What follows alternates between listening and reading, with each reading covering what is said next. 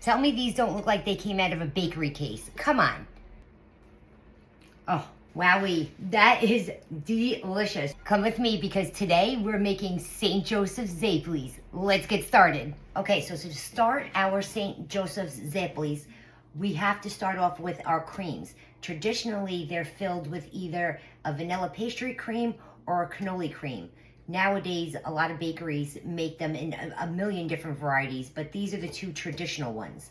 So you need to start with the cream. So we're gonna start off with the vanilla pastry cream, and then we're gonna move on to the cannoli cream. If you're watching this on TikTok, Instagram, or Facebook, those platforms only give me between 90 seconds and 3 minutes to make a video and push it out to you guys. So in order to save time in this video, I have in my latest video, my banana cream pie, my vanilla pastry cream is in that video, so you can watch that. Or I have a video with my cannoli dip, and I'll pin that to the top of my page so you can make the cannoli cream. So if you're watching this on my YouTube channel, which is at my same handle, at La Dolce Vita Kelly Style, the entire video will be there from start to finish, from the pate choux to the fillings to the finished product. So make sure you're following me on YouTube if you're not already. So let's get started with the pastry cream. So in a bowl, I have 4 egg yolks. To that, I want to add in a half a cup of sugar and a 1/4 cup of cornstarch. I'm also going to add in just a pinch of salt to bring out the vanilla flavor. So we're going to mix that together with a whisk. Don't be intimidated by making pastry cream of any flavor. It is ridiculously simple. Once you have the technique down, you're not going to use that box stuff ever again, trust. Make sure you get it out of your whisk. And if your eggs are on the smaller side, you can go ahead and add 5 egg yolks. Once you have your egg yolks and your sugar and your cornstarch all mixed together, you're going to start adding in your warm milk. So I have here 2 cups of milk that I warmed on the stove just until it started to steam. So now what we want to do is we want to start tempering our egg yolks. So we're just going to take some of the hot milk and we're going to mix it in to the egg yolk mixture. And we're going to work that in just until it's combined. So now we can start slowly adding in the rest of our warm milk. So now what I like to do is just to ensure that we have no lumps in our pastry cream, I take a fine mesh strainer and I put it over the pot that I'm going to cook this in, and I just pour it in just to make sure we have no lumps. And see how we collected some lumps? We don't want that. So now we're going to take this to the stove and we're going to put it over a medium heat, and we're going to whisk continuously just until it starts to thicken. And I'll show you the next step. Okay, so we just came off the stove, and can you see how thick? It's the consistency of a pudding. So we need to add 2 more ingredients, right? Because it's a vanilla pastry cream, we need to add vanilla. I have vanilla extract here, and we add that off of the heat because we don't want to cook out the vanilla flavor. Okay, so we get all the vanilla mixed in there, and then we're going to add in 2 tablespoons of ice cold butter. And that's just going to give it a glossy, silky, beautiful texture. And you're just going to keep whisking until your butter's melted. And there she is, our pastry cream. So now what we're going to do is, I'm going to get rid of the whisk. I'm going to grab a spatula, and I have here a piping bag that I put inside a mason jar just so it was easier to fill. And we're going to take our pastry cream and we're going to put it inside the piping bag. We're just going to pick up our edges, get all of the air out. So you take it from the bottom, right where the pastry cream ends, and you go up versus down when you're trying to pipe. So we're going to put this back in here. You don't want any air in the bag because we don't want a skin to form on our pastry cream. So I just twist it, and then I tie a knot in the bag, and then I'm going to stick this in the refrigerator, let it cool, and then we're going to be ready for piping into our Zeppolis. So let's move on now to the cannoli cream. Now for our cannoli cream, this is so incredibly simple. You just need a bowl and a spoon. So it starts off with 15 ounces or 2 cups of very well drained ricotta cheese. I take my ricotta cheese, I measure it out, I put it inside a cheesecloth, I put the cheesecloth inside of a mesh strainer over a bowl, and I let it drain overnight. If I feel like it's really watery, I'll put a plate on top and then something heavy, like a 28-ounce can of tomatoes or something heavy to weigh down the plate, and I let it drain overnight. So that's what we have here. To that, we're gonna add in about 3/4 of a cup of sugar. Now normally I would use powdered sugar in this, but I'm all out, so we're using regular sugar, and it's fine. It dissolves just fine.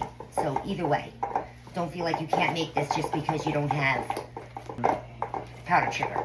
To the ricotta cheese, I'm gonna add in a dash of cinnamon powder, maybe a 1/2 teaspoon, and then 2 drops of cinnamon oil, not extract, oil. Only 2 drops. This stuff is very, very, very potent. So I use the cap for this. 1. That's all I have left is 2, which is good. I have another bottle. I never run out of this stuff. And just some chocolate chips and give them a mix. And there we have it, our cannoli cream. We're gonna pour this the same way we did with the vanilla pastry cream into the mason jar with the piping bag. So just a little tip.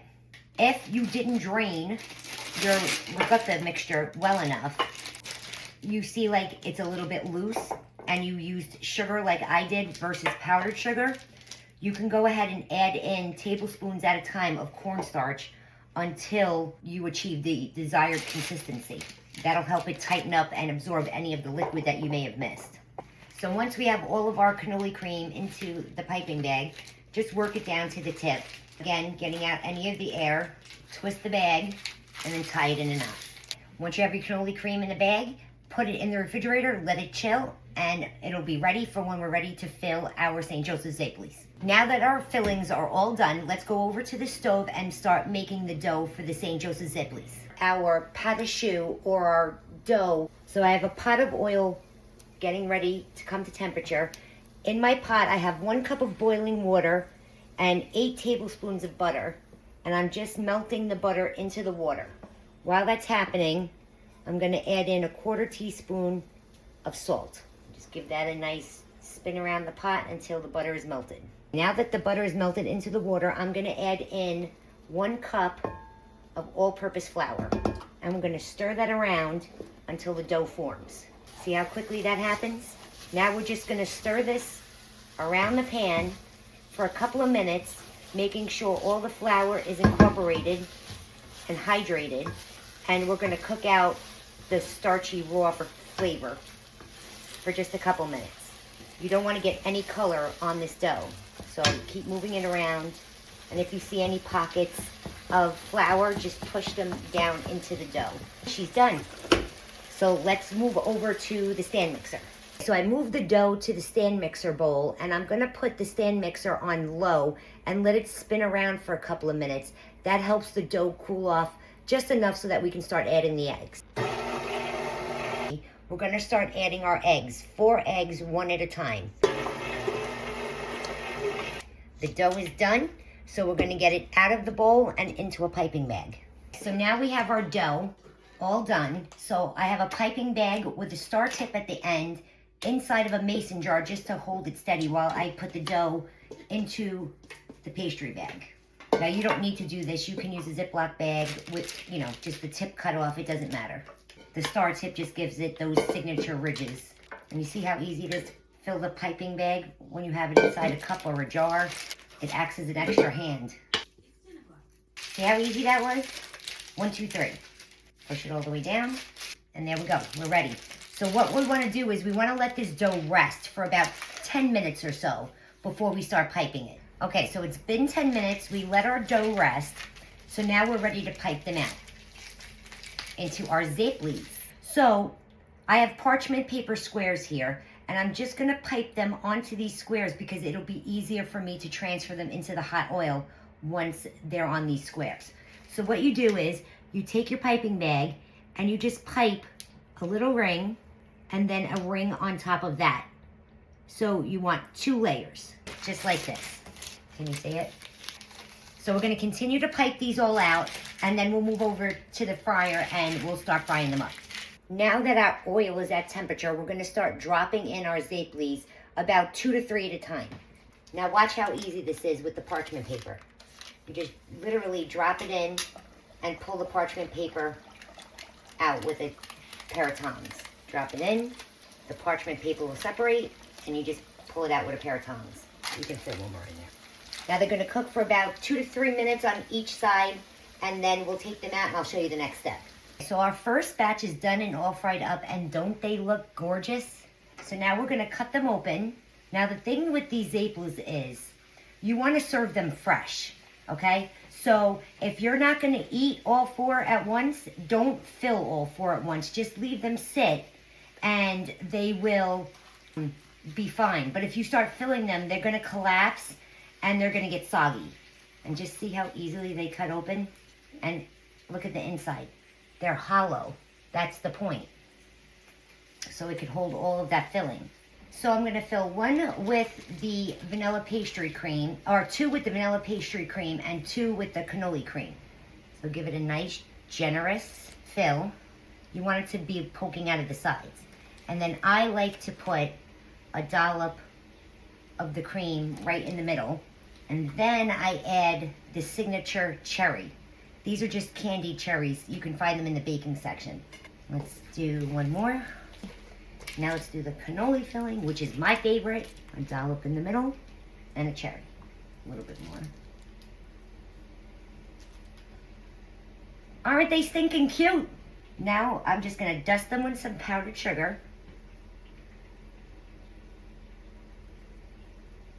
Come on now, tell me they don't look like they came out of a bakery. And let's put them on the platter. Tell me these don't look like they came out of a bakery case. Come on. The best part, we have to taste them, right? So excited. Which one should I taste?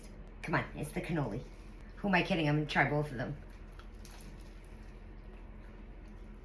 I love St. Joseph for many reasons, but I love to celebrate his day. That is fantastic. My God, those are so good.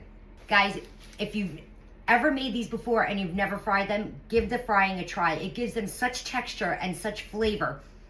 They're so good. And if you've never made them before, period, make them. I just showed you how easy it is and how quick it is. All right, let's try the vanilla one. Oh, wowee. That is delicious.